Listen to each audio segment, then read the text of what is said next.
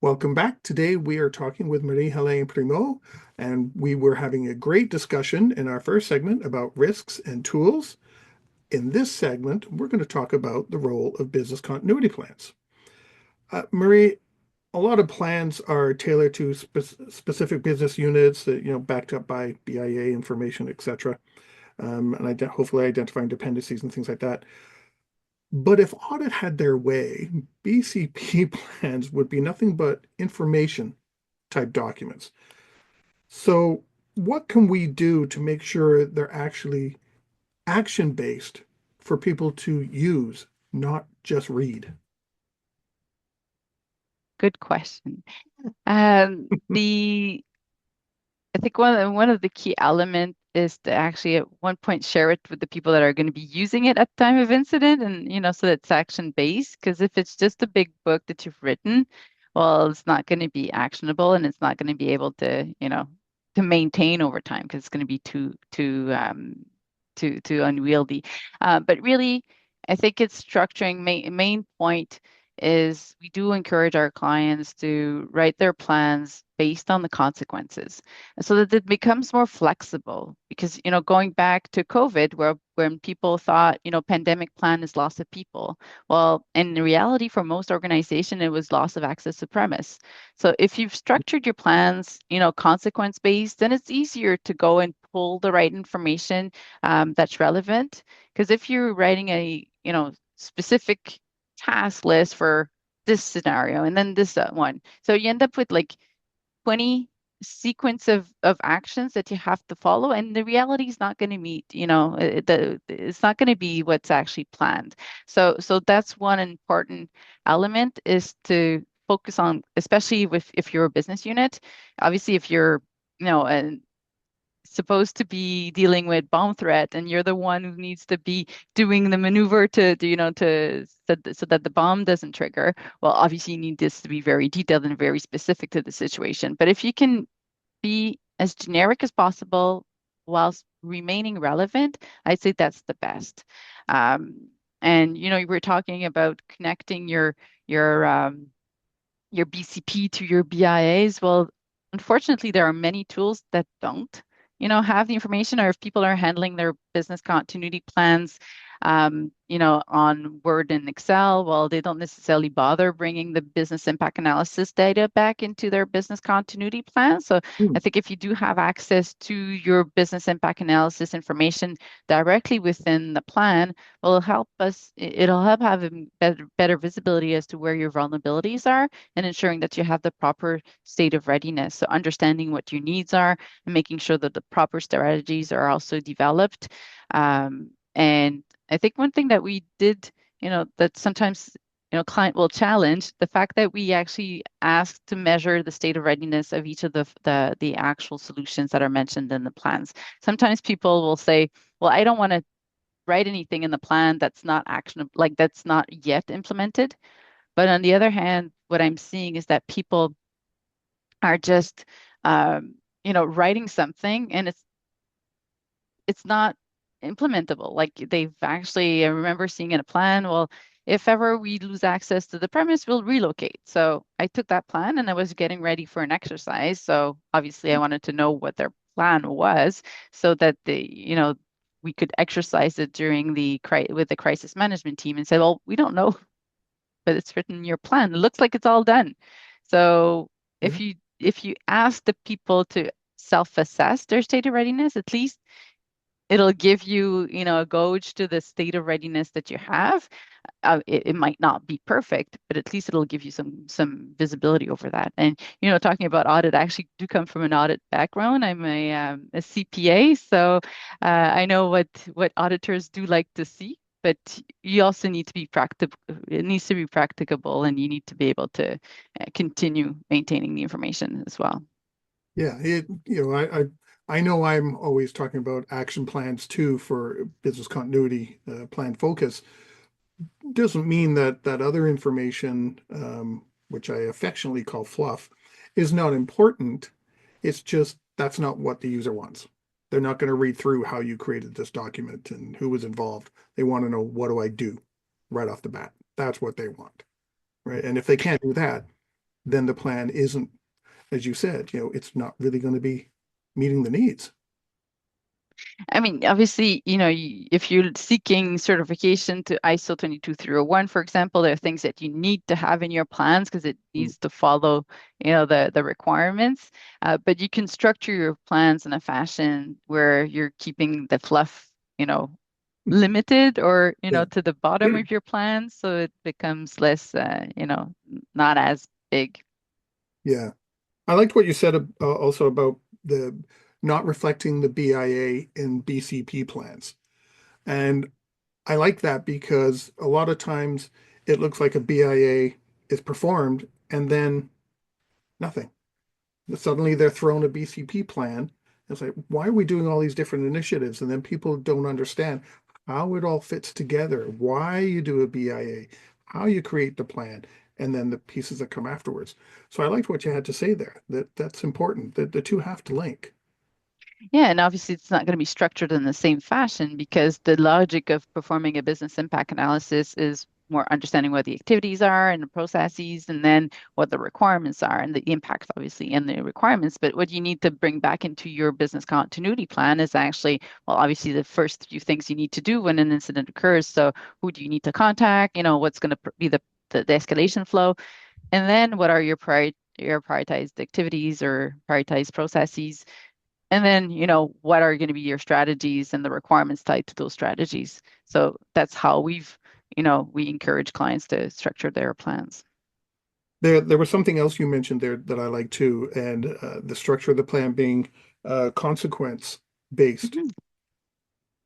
And I think some people still think that scenario based is the way to go.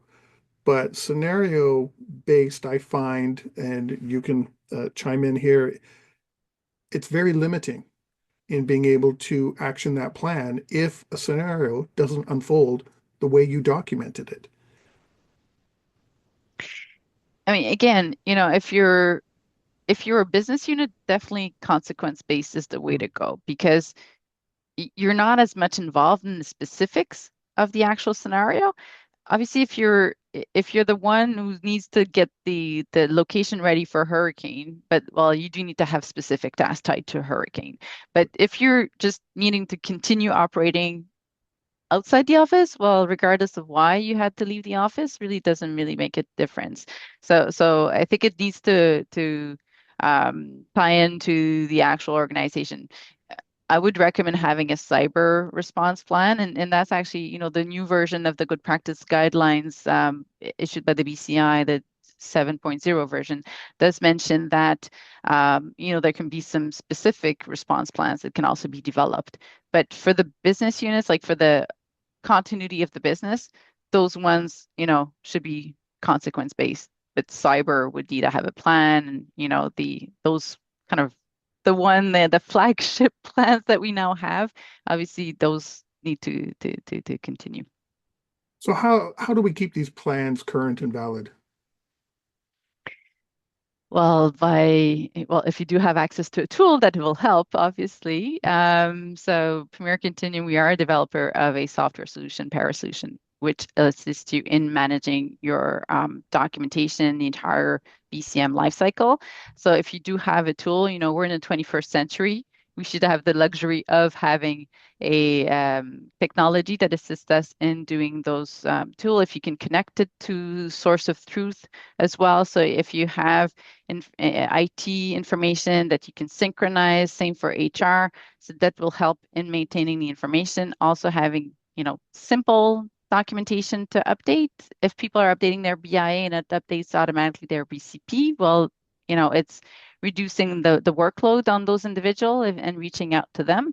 But another way of ensuring it keeps current, well, it's also to have exercises conducted. There's always a big hype to know what's going on, and looking at the plans, the day or the week before the exercise. It's a great opportunity. And to that extent, I'm actually an advocate of advanced, notice exercise. I don't do exercises that people aren't aware of, because people will look at their plans and check what needs to be updated. So conducting exercises and having reviews of the plan on an annual basis will also help in keeping them current. Um, and and leading to our next segment where we'll be talking about executive engagement that also helps in keeping the plans up to date as well. What do you what do you think of to keep these plans current? Who should be involved with these tests? Is it just the plan owner, or should we really widen that scope of who should be involved?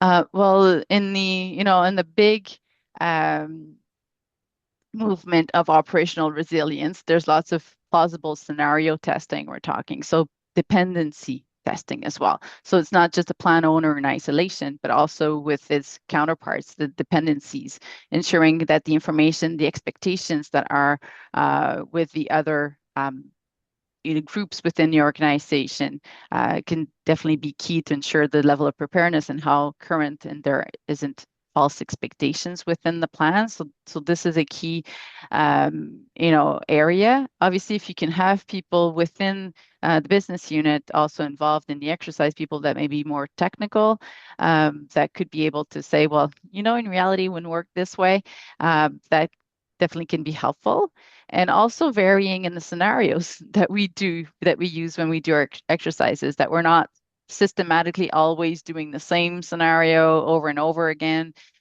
so that we're putting some twist into it and maybe ensuring that it's not always the prime individual that is available for exercises, especially if we're looking at technical tasks.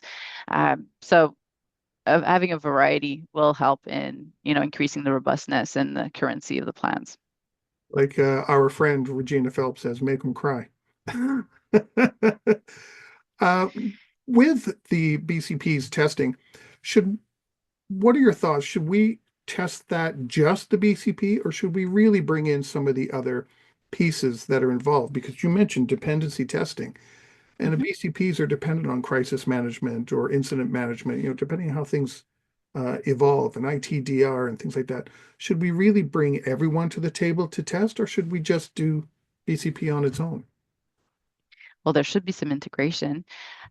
In terms of the different groups involved, depending on the nature, the scale of the organization, it might not necessarily be possible to always exercise everyone together, Mm. but definitely having and there's different types of exercises that we can perform as well. We could do walkthroughs, and there could be tabletops, and obviously functional tests and full scale exercises. So um, but at least having visibility as to how the flow would happen in an actual situation, and be able to do some leaps in time to ensure that there's an understanding of how an actual incident would be resolved.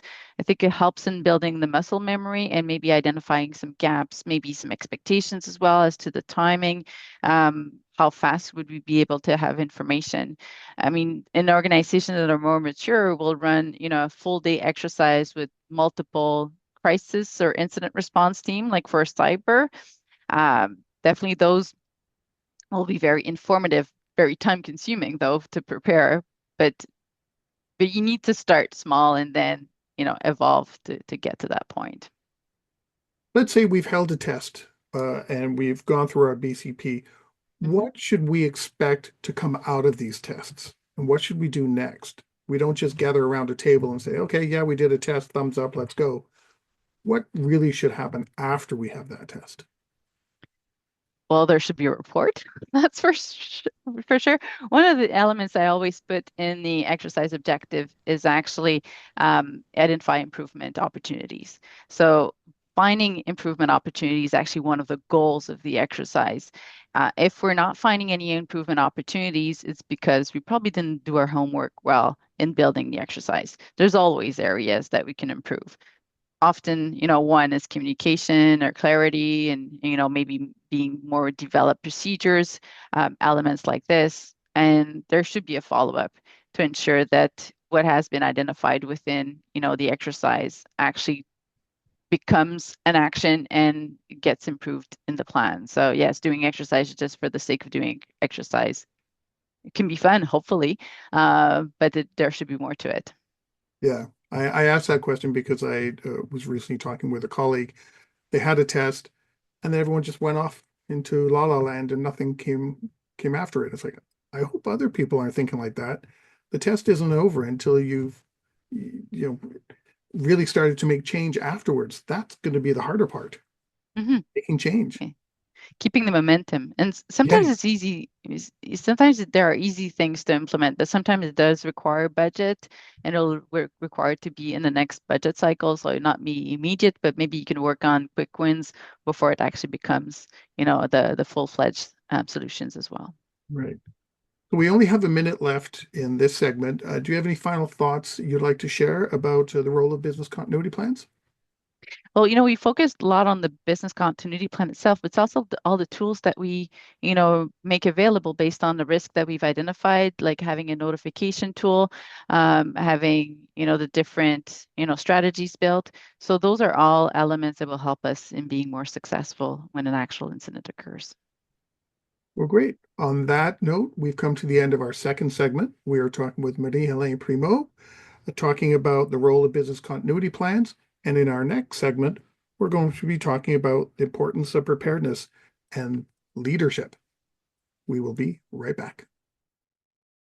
If you like that video, thumbs up. If you didn't like that video, thumbs down. But leave me a message and let me know your thoughts. Of course, don't forget to subscribe. And in the meantime, stay prepared, everybody.